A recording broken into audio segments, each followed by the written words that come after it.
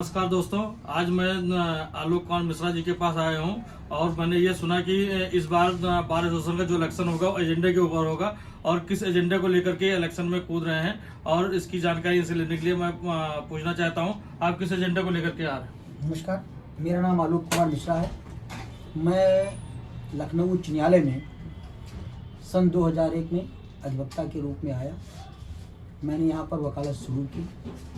मेरे गुरु पूजनीय श्री जय के सिन्हा जी हैं, जिनके संरक्षण में, जिनके मार्गदर्शन में मैंने इस हाई कोर्ट में वकालत शुरू की। जब मैंने वकालत यहाँ पर शुरू की तो लगातार 20-22 वर्षों से मैं देखता चला आ रहा हूँ कि यहाँ पर bar association, Awadh bar association एक बहुत ही हिस्टोरिकल अवध बार एसोसिएशन है, जिसका अपना एक स्थान है। उत्तर प्रदेश की समस्त बार एसोसिएशन में अवध बार एसोसिएशन का एक महत्वपूर्ण भूमिका है। एक समय हुआ करता था जब अवध बार एसोसिएशन का कोई भी पदाधिकारी होता था, वो अगर चीफ मिनिस्टर से मिलना चाहता था तो चीफ मिनिस्टर भी सोचता था कि हमको मिलने का अवसर मिल जाए। लेकिन धीरे धीरे वो जो ग्लोरी थी, वो जो चमक थी, जो एक अवध बार एसोसिएशन की गरिमा थी, वो धीरे धीरे धीरे गिरता चला गया। हमने लोगों से सुना था, मेरे अंदर ही बहुत उत्कट इच्छा थी कि मैं ऐसे अवध बार एसोसिएशन का सदस्य हूँ। इधर विगत 10 वर्षों से मैंने देखा, शुरू में जब मैं आया था तब भी कुछ अच्छा था। इधर मैंने 10 वर्षों से जब देखा कि चीज़ें गिरती जा रही हैं। लोगों ने एक तो पहले ये यहाँ पर परंपरा थी, जो मेरे बड़े सीनियर्स मुझको बताते हैं, लोग बताते हैं कि यहाँ लोग चुनाव लड़ने के लिए केवल फार्म भर देते थे कि अध्यक्ष के लिए, फिर वो किसी से कहते नहीं थे। तो एजेंडे का सुझाव आपके पास कहाँ से है? वो कहते नहीं थे कि मुझे वोट दे दीजिए। लोग स्वतः उनके व्यक्तित्व पर वोट देते थे। फिर क्या हुआ, इधर 10 वर्षों से क्या हुआ, लोगों के घर लोग जाने लगे, मिलने लगे, छोटी छोटी तुच्छ हरकत करने लगे, ये करना वो करना। फिर इधर 2-4 सालों से क्या शुरू हुआ, इधर भोज, डिनर और शाम को डिनर देना, चंदा जमा करना। इतनी कुरीति आ चुकी कि इस कुरीति में जो आदमी चुनाव अवध बार का लड़ता है, वो 50 लाख रुपए जब खर्च कर देता है तब जाके वो चुनाव जीतता है। जब वो चुनाव जीत लेता है तो जीतने के बाद वह व्यक्ति अपने उस धन को निकालने के लिए अधिवक्ता के जो मुद्दे हैं, जो सामान्य अधिवक्ता के मुद्दे हैं, जो न्यायपालिका में एक पारदर्शिता आनी चाहिए थी, उस पर वो काम नहीं कर पाता। वो अपने उस 50 लाख 25 लाख जो उसने खर्चा किया है डिनर पे, चंदा पे, इन सब पर खर्च के उसको निकालने लगता है। वो अपने स्वार्थ को सिद्ध करने लगता है। मैं भी लगातार इस हाई कोर्ट को में देखते मेरे मन में सहसा एक इच्छा आई कि इस कुरीति को क्यों न खत्म किया जाए, इस कुरीति के लिए क्यों न आवाज़ उठाई जाए। जो दुष्यंत कुमार की एक कविता है, सब लोग जानते हैं, उन्होंने बहुत बड़ी बात कही है। उसमें एक पीड़ा भी है। क्या कहा है, बढ़ गई पीर पर्वत से, पिघलनी चाहिए, गंगा हिमालय से निकलनी चाहिए, मेरे सीने में न सही तेरे सीने में आग कहीं जलनी चाहिए। इसमें जो उन्होंने अपनी व्यथा, जो अपनी बात कही है, मैं भी देखते इस पीड़ा को झेलते मैंने कहा इस कुरीति को कैसे समाप्त किया जाए। अगर मैं मतदाता के रूप में चिल्लाता रहा तो कोई नहीं आएगा। मैंने कहा मैं स्वयं प्रत्याशी बनकर इस कुरीति पर हमला करूंगा। और मैंने प्रत्याशी बनने से पहले ही ये घोषित किया कि ना मैं किसी को डिनर दूंगा, ना मैं चंदा जमा करूंगा, और ना मैं ही कोई ऐसी कुरीति जो यहाँ चल रही है उसके साथ चलूंगा, मेरा हार हो या जीत हो। लेकिन मैं इस मुहिम को, इस कुरीति पर आवाज़ जरूर उठाऊंगा। और मैं आपको बता दूं कि जब से मैं चुनाव लड़ने आया, मेरे अकेले की आवाज़ के दम पर आज की डेट में है, इस हाई कोर्ट में माननीय उच्च न्यायालय के जो 7 गेट हैं, पहले जब चुनाव हुआ करते थे तो गेट नंबर 1 हो या गेट नंबर 2, गेट नंबर 7 या गेट नंबर 6-7 में पंडाल लगा करते थे। इस प्रत्याशी के पंडाल, उस प्रत्याशी के पंडाल, उस प्रत्याशी लोग यहाँ वकील जाते थे। उसमें क्या होती थी, समाज में हमारा वकील की गरिमा गिरती थी कि वकील गेट नंबर 7 पे खाने आया, यहाँ आया है, तमाम इतनी पीड़ा होती थी। लेकिन इस बार मेरे अकेले मुहिम उठाने से आज तक, अभी तक चुनाव के 1 हफ्ते बचे हैं, अब अभी तक कोई पंडाल नहीं लगा है। तो मैं नैतिक रूप से जिस मुहिम के लिए आगे बढ़ा था, वहाँ मुझे बहुत बड़ी विजय हुई है। मैं इसके लिए सबको धन्यवाद देता हूँ, खासकर ईश्वर ने जो मुझे प्रेरणा दी। मैं अपने को धन्य पाता हूँ कि मेरी इस मुहिम उठाने से इतना बड़ा परिवर्तन हुआ, इतना बड़ा परिवर्तन, इतनी बड़ी कुरीति समाप्त हुई है जो खुलकर सामने नहीं आ रही है। अभी लोग कह रहे हैं, लोग होटलों कर रहे हैं, यहाँ कर रहे हैं, बट गेट नंबर जो हाई कोर्ट के सामने बड़े बड़े पंडाल लगा करते थे फला प्रत्याशी का, वो खत्म हो। तो एक मेरी जो सबसे बड़ी नैतिक विजय हुई है, एक सबसे बड़ी विजय हुई है कि कुरीति को मैं समाप्त करने में कुछ हद तक सफल रहा। मैं अपने को धन्य पाता हूँ कि ईश्वर ने मेरे अंदर ऐसी सोच पैदा की। दूसरी, अब मेरा जो सबसे बड़ी चीज़ है कि लोग आते हैं और चुनाव लड़ते हैं और चुनाव में कुछ कहते नहीं, बस डिनर और चंदा करा के चले जाते थे। इसलिए मैंने कहा, भारत की जितनी बार एसोसिएशंस हैं, वो लोग ऐसे चुनाव होता है जाति के नाम पर, डिनर के नाम पर, चंदे के नाम पर। इसलिए मैंने कहा एक प्रोग्राम होना चाहिए, एक एजेंडा होना चाहिए कि मैं 1 साल के अंदर 10 दिन के अंदर अधिवक्ता भाइयों के लिए या न्यायपालिका के लिए क्या करूँ। और इसी के लिए मेरे अंदर एक अपना सोच आई और वो सोच करते हुए मैंने एक एजेंडा, एक 15 सूत्री कार्यक्रम जारी किया, जिसमें मैंने 15 बिंदु उठाए। वो 15 बिंदु मैं 1 से लेकर 15 तक, इसमें मोटा मोटा जो मेरा है, मोटे मोटे 15 में से अधिवक्ताओं से जुड़ी तमाम समस्याएं। लेकिन एक जो मैं सबसे बड़ी चीज़ मैंने फोकस की है, वो है बार एसोसिएशन जो होता है, वो आप भी जानते होंगे, जो अधिवक्ता और वकील जानते हैं, इस सब सोसाइटी रजिस्ट्रेशन एक्ट के तहत रजिस्टर्ड सोसाइटी। रजिस्टर्ड सोसाइटी में जो पदाधिकारी चुनकर आते हैं, उन पर अगर कोई नकेल कस सकता है तो आम सभा है। तो अवध बार एसोसिएशन जो आम सभा है, ये हमारे पदाधिकारियों के गलत करने को या उनके मनमानापन करने के लिए या वो सही ढंग से काम नहीं करने के लिए, इस पर अगर नकेल कोई कस सकती है तो वह आम सभा है। इसीलिए मैंने सबसे बात कही है क्योंकि अब सेक्रेटरी जो होता है, मैं सेक्रेटरी पद का प्रत्याशी हूँ, सेक्रेटरी को ये पावर होता है सचिव को कि वो आम सभा को बुलाए। इसीलिए मैंने कहा कि जैसे उदाहरण के रूप में मैं कल सेक्रेटरी बन गया, आज मैं बड़ी बड़ी बातें कर रहा हूँ, कल हो सकता है मैं बदल जाऊँ अपने हित में। इसलिए मैंने कहा कि आम सभा हर 3 महीने पर आम सभा बुलाई जाए। में जो चुने हुए पदाधिकारी हैं, उन्होंने 3 महीने में अधिवक्ताओं के हित के लिए, न्यायालय के पारदर्शिता के लिए क्या क्या कार्य किया, क्या वो अपने स्वार्थ की सिद्धि कर रहे हैं, या जो मुद्दे हैं अधिवक्ताओं के, कभी कभी अधिवक्ताओं के बड़े मुद्दे रहते हैं। अधिवक्ता क्या सामान्य अधिवक्ता है, नया अधिवक्ता आया, वो मुकदमा दाखिल करने गया, रजिस्ट्री में क्या गया, रजिस्ट्री में जाते हैं तो ये पूरा हाई कोर्ट का जो प्रशासन सेक्शन है, छोटी बात के लिए डिफेक्ट लगा दिया गया। एक बात के लिए वो लोग कैजुअलिटी कहीं ना कहीं हैरेस करने के लिए, जो इस रजिस्ट्री का स्टाफ होता है, वो सोचता है मुझे कुछ मिले, तो उन्होंने फाइल पास कर दी। अगर आपने दे दिया, फाइल पास कर दी। लेकिन अगर आप पैसा नहीं दे रहे हैं तो उन्होंने ये कमी है, ये कमी है, इसकी मात्रा गड़बड़ी, स्पेलिंग है। ऐसे वकीलों का, जो नए अधिवक्ता हैं, खासकर बड़े अधिवक्ता जो पुराने अधिवक्ता हैं, उनके पास तो एक स्टाफ है, उनका क्लर्क है दौड़ रहा है, उनका सिस्टम काम कर रहा है, उनको ज़्यादा फीस मिली है तो वो दे भी कर रहे हैं। लेकिन एक नया अधिवक्ता है, उसके पास पैसा कम मिलता है, छोटे से काम करता है, तो उसको इतना पीड़ा, इस टेबल से उस टेबल, उस टेबल से उस टेबल, वो बहुत पीड़ा होता है। तो उनके मनमानेपन को कैसे कंट्रोल किया जाए। आम सभा में वो जब आएंगे, वो अपनी बात कहेंगे कि मैं ये मुकदमा दाखिल करने गया था, ये चीज़ किया था यहाँ पर रजिस्ट्री के स्टाफ में इस बिंदु के लिए, तो उसको मैं अपने अधिकार सभा के माध्यम से, मैं मुख्य न्यायाधीश से, जो यहाँ का प्रशासनिक अधिकारी है, उससे बात करूँगा कि देखिए सामान्य अधिवक्ताओं को, छोटे अधिवक्ताओं को, जो अधिवक्ता है उनको ये पीड़ा पड़े। एक तो उनके मुद्दे आएंगे। दूसरी चीज़ क्या होता है, न्यायालय में बड़े अधिवक्ता हैं, वो उनका कोर्ट में गए और उनके मुकदमे टेकअप हो जाते हैं। छोटे अधिवक्ता है, वो अपनी बात तो डर के मारे, नया अधिवक्ता है, डर के मारे कोर्ट से कह नहीं पाता। अगर मुकदमा उसका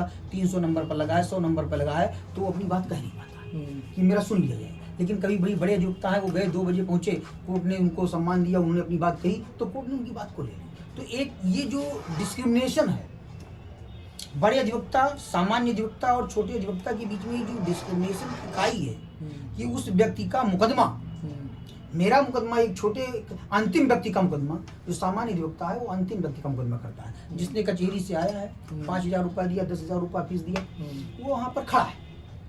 वो न्यायालय से, क्योंकि नया नया वकील आया है, न्यायालय से डरता है, अपनी बात नहीं कह पाता है कि हुजूर मेरा मुकदमा इतनी टाइप सुन लिया जाए। लेकिन तो वो चीज़ कैसे खत्म, इसके लिए जब वो सारी आम सभा होगी, आम सभा में मैं प्रयास करूंगा कि माननीय मुख्य न्यायमूर्ति को ही बुलाया जाए उनको अपने सामान्य अधिवक्ताओं की पीड़ा उनके सामने रखी जाए कि हुजूर एक ऐसी व्यवस्था कीजिए, महिला एक ऐसी व्यवस्था कीजिए कि जो सामान्य अधिवक्ता है उसके मुकदमे भी उसी क्रम में लिए जाएं जिस क्रम बड़े लिए जा रहे हैं, उनको टेकअप किए जाए, उनको सुने जाएं। तो होता क्या, उसका छोटा मैटर है, आया 2 मिनट में काम होगा, तो उसको अपने क्लाइंट को, अपने अंतिम व्यक्ति को एक सेटिस्फैक्शन उसको बताने में आसानी। एक दूसरी चीज़, हम लोगों के यहाँ अधिवक्ताओं के यहाँ एक स्कीम बनी है, हमारी बार ने बनाया है, डिस्ट्रेस स्कीम।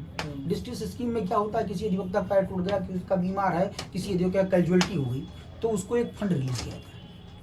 उस फंड को रिलीज करने में क्या होता है, हमारे यहाँ की जो कमेटी होती है वो डिस्क्रिमिनेशन करती है किसी आधार पर, तमाम प्रकार के आधार हैं, उनके खास हैं, उनके नज़दीक हैं। एक आदमी ने अप्लाई किया, उसने क्या किया, उसने अप्लाई किया कि मेरा हाथ टूट गया, उसका तुरंत गया, उसका साइन होकर 25,000 रुपये उसको मिल गया। एक लड़के ने दिया, उसका हाथ पैर सब टूट गया, उसका एप्लीकेशन पड़ा। अब जब आम सभा में वो आएगा तो ये बात जब रखा जाएगा कि इन्होंने पिक एंड चूज की पॉलिसी अप्लाई की है, वर्मा जी को दे दिया लेकिन मिश्रा जी को नहीं दिया, मिश्रा जी को दे दिया तो वर्मा जी को नहीं दिया, या सिंह साहब को दे दिया इनको नहीं दिया, या इनके चैम्बर के जूनियर इनको दे दिया, ऐसे करके तो वो अपनी बात उठाएगा। तो जब वो अपनी बात वहाँ पर उठाएगा तो वो आदमी जो मेरा पदाधिकारी है वो कहीं ना कहीं शर्मिंदा होगा। तो वो जो ये पिक एंड चूज पॉलिसी जो इस्तेमाल करता है वो उसको नहीं करेगा, तो एक पारदर्शिता आएगी। इसके अतिरिक्त हमारे यहाँ कैंटीन बड़ी खस्ता हाल रहती है। कैंटीन में क्या होता है, कैंटीन में एक तो 11,000 अधिवक्ता लगभग यहाँ है, तमाम रोज लिटिगांट आते हैं, तमाम वादी आते हैं, साथ में स्टाफ, तो एक बहुत बड़ा कस्टमर जिसे कहते हैं, एक बहुत बड़ा यहाँ का उपभोक्ता है जो कैंटीन में आता है। कैंटीन में वो व्यवस्था नहीं है जिस व्यवस्था, क्यों नहीं, उसके पीछे रीजन है। उसके पीछे रीजन है कि हम कैंटीन को अलाट करने से हमारे पदाधिकारी कैंटीन वाले को अगर सस्ती पैसे में कैंटीन देंगे, अगर उससे इतना किराया लेंगे तो आपको अच्छा मटेरियल नहीं देगा। तो जब हमारे अधिवक्ता हमारे सदस्यों के लिए कैंटीन बनाई गई है तो उसको कम पैसे में कैंटीन उठाई जाए, उससे कम किराया लिया जाए और उससे गुणवत्ता की बात की जाए। तो ये कैंटीन को वर्ल्ड क्लास होनी चाहिए कि जहाँ पर सारा दिन हाई कोर्ट का अधिवक्ता सारा दिन काम करता है और उसको एक ऐसी एटमॉस्फेयर मिलनी चाहिए कि जहाँ पर वो बैठ के चाय पानी करे और उसको लगे कि मैं एक अच्छी जगह पर। तो एक तो कैंटीन की गुणवत्ता बढ़वाने की मेरी भी एक है कि जो वो हर अधिवक्ता को। तीसरी चीज़, कैंटीन में कौन सी क्वालिटी का क्या चीज़ बनता है। अधिवक्ता सुबह आता है, सुबह से शाम तक वही की चीज़ खाता है, अगर उसको मिलावटी चीज़ें मिलेंगी तो उसके सेहत पर फर्क पड़ेगा। सेहत प्राथमिकता पे होनी चाहिए कि इस अधिवक्ता को हम कैसे क्या करें, किस तरह काम करें। तो पहली चीज़ कैंटीन की गुणवत्ता सुधार, क्योंकि वही मेरे जीवन से सारा दिन हम लोग कोर्ट में रहते हैं, घर पर खाना खाए तो नहीं खाए, रात में खा लिए, तो कैंटीन की गुणवत्ता बननी चाहिए। कैंटीन के अतिरिक्त एक जो सबसे और समस्याएं आ रही है मेडिक्लेम पॉलिसी। मेडिक्लेम पॉलिसी ये है कि हर जगह हम लोग जनरली लेते हैं तो 5 आयुष्मान कार्ड है, 5 लाख 10, एक अधिवक्ता के पास, सामान्य अधिवक्ता, बड़े अधिवक्ता जो हो गए उनके पास तो पैसा हो, लेकिन सामान्य अधिवक्ता के पास मान लीजिए अकस्मात वो बीमार हो, तो बीमार हुआ तो 5 लाख रुपए अगर उसको किसी इलाज में लगना है, तो अगर 5 लाख रुपए की एक मेडिक्लेम पॉलिसी हमारी यहाँ योजना बन जाए और लागू हो जाए तो एक मेरी फोकस में सरकार का भी योगदान होना चाहिए। इसमें सरकार तमाम कार्ड देते हैं, एक ऐसा हम लोग प्रयास करना चाहते हैं कि जिससे सरकार एक मेडिक्लेम पॉलिसी में अपने योगदान से, कुछ अधिवक्ता के योगदान से एक मेडिक्लेम पॉलिसी मिलनी चाहिए। और उसके लिए मेरा एक एजेंडा ये है, मैंने भी बनाया है कि एक मेडिक्लेम पॉलिसी अधिवक्ता के लिए जरूर होनी चाहिए। इनके अलावा तमाम ऐसी चीज़ें हैं, समस्याएं हैं। कभी कभी लोग आते हैं, कहते हैं कुछ कोर्टें हैं, न्यायालय अदालत है, वो तो पूजनीय है, माननीय है, लेकिन कभी कभी कैसे होते हैं कि कुछ कारण से हम अपनी बात नहीं कह पाते हैं या वो अपनी बात नहीं, लेकिन कभी कभी वो थोड़ा ऐसे लैंग्वेज का या टिप्पणी हो जाती है तो कहीं ना कहीं अधिवक्ता को हिट करती है। तो उसके बारे में कहना है कि हम लोगों की आपस में बेंच और बार के बीच में अगर आम सभा बैठेगी तो उसमें वार्ता होगी तो ये चीज़ें जाएंगी कि नहीं ना, ऐसी कोई टिप्पणी न की जाए जिससे अधिवक्ता को अपमानित महसूस करना पड़े। अधिवक्ता लेकर आता है जितनी उसकी सामर्थ्य करता है, इन सब बारे में। इसके अलावा सबसे बड़ी चीज़ है, आजकल सब चीज़ें गूगल पे हैं, सारी चीज़ें हैं, तो वाईफाई और कनेक्टिविटी की व्यवस्था। तो मैं ये प्रयास करने के लिए अपने एजेंडे में प्रयास किया हूँ कि अधिवक्ताओं पूरे जो अवध बार एसोसिएशन का जो पूरा कैंपस है, पूरा सिस्टम है, इसमें फ्री वाईफाई की व्यवस्था करने की बात मैंने, इसीलिए मैंने जो 15-20 एजेंडे दिए हैं ये हमें इस प्रकार की। एक चीज़ और जो सबसे बड़ी समझ, अभी आपने हाल में सुना होगा कि मोहनलालगंज में वकील और पुलिस के बीच में कुछ टकराव हुआ।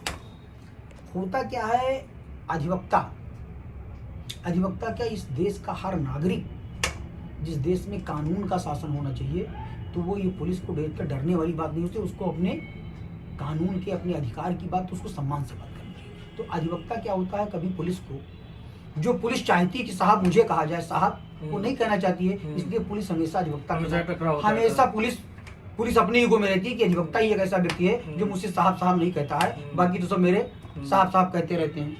तो अभी वो 2 अधिवक्ता आ रहे थे, उनको पुलिस ने दुर्व्यवहार किया और किया। इसलिए मैंने क्या, इस तरह सब जगह वकील का जहाँ भी पर्सनल मैटर होता है वहाँ पर उसको तमाम समस्याएं फेस करनी पड़ती है।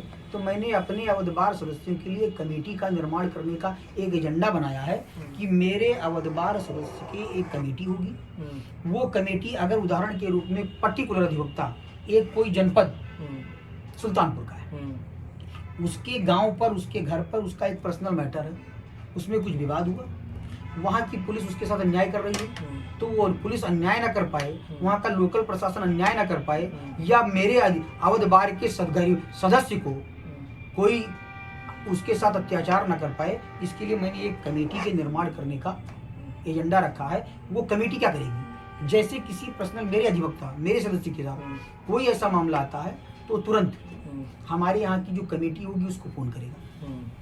वो कमेटी तुरंत वहाँ के एसपी और डीएम से बात करेगी कि मेरे अवध बार का सदस्य है, इस व्यक्ति के साथ, इस अधिवक्ता के साथ न्यायपूर्ण कार्यवाही होनी चाहिए, लेकिन अपमान नहीं होना चाहिए, और उसको हम मॉनिटर करेंगे कि मेरे अवध बार के सदस्य के साथ, चाहे वो जिस जिले में रहता हो, चाहे उसको वहाँ का पर्सनल का मैटर हो या लखनऊ में रहता हो, जहाँ भी रहता हो, वहाँ उसको मॉनिटर करने का एक मैंने व्यवस्था बनाई। इसी प्रकार के मैंने 10-12 जो 15 मुद्दे दिए हैं, इन मुद्दों में एक हमने बहुत बड़ी चीज़ और बनाई है कि वकीलों के बीच में, सीनियर और जूनियर के बीच में एक कार्य, एक आपसी सामंजस्य, एक दूसरे में सम्मान का भाव, और जूनियर सीनियर की रिस्पेक्ट करें, इसके लिए हमने एक अधिवक्ता एडवोकेट कार्यशाला बनाने की बात की।